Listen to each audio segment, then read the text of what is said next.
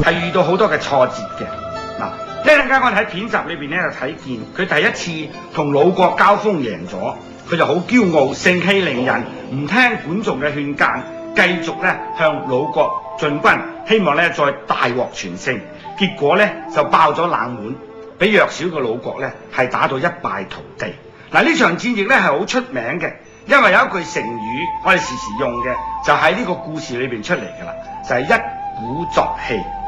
舊時人打仗咧係有樂隊嘅，打鼓嘅時候咧就進兵，收兵嘅時候咧我哋話鳴金收兵，所謂鳴金嘅意思咧即係打鑼打鈸咁啊，同樂器咁打上嚟嘅時候咧，於是咧就收兵啦，咁啊叫鳴金收兵。當時魯軍咧用咗一個人叫做曹劌，喺戰場打仗嘅時候，齊國打鼓進兵嘅時候咧，曹劌叫魯國嘅軍隊唔好出去應戰。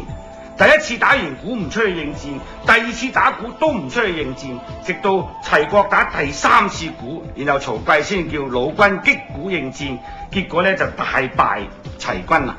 魯軍後來問曹劌話點解咧？曹劌解釋話，因為打鼓嘅時候咧，第一通鼓，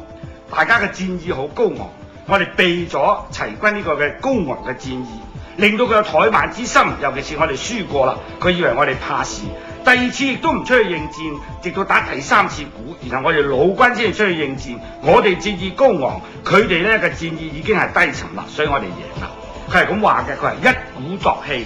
再而衰，三而竭，彼竭我盈，故克之。嗱，我相信咧喺中國歷史上邊咧，運用心理學嚟贏一場仗嘅咧，大概呢個係最先嘅記錄啦。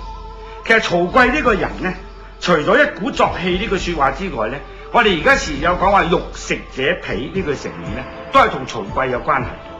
曹劌咧本來係一個好卑微好低下階級嘅人嚟嘅啫，聽見齊軍去壓境要打魯國啦，所以佢係想去同魯軍獻策，去保護自己嘅國家。佢旁邊嘅朋友話：呢啲嘅事有肉食者替，國軍去謀策，唔需要你去講。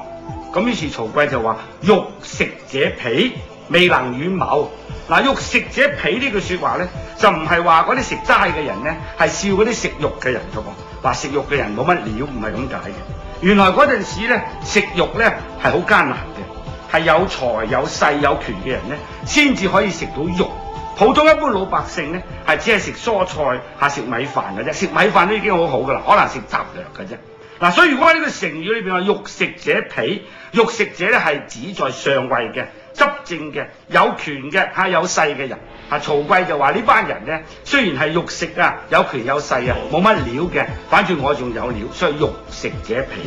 成語咧，如果你留心睇一睇，好似一鼓作氣、肉食者鄙，我就知道打仗嘅時候原來打鼓嘅。原來嗰陣時食肉嘅人咧唔係咁多嘅，要有權有勢先有肉食嘅。所以見到成語咧，如果能夠深刻啲落去研究咧，係可以明白好多當時嘅情況同埋社會嘅風氣嘅。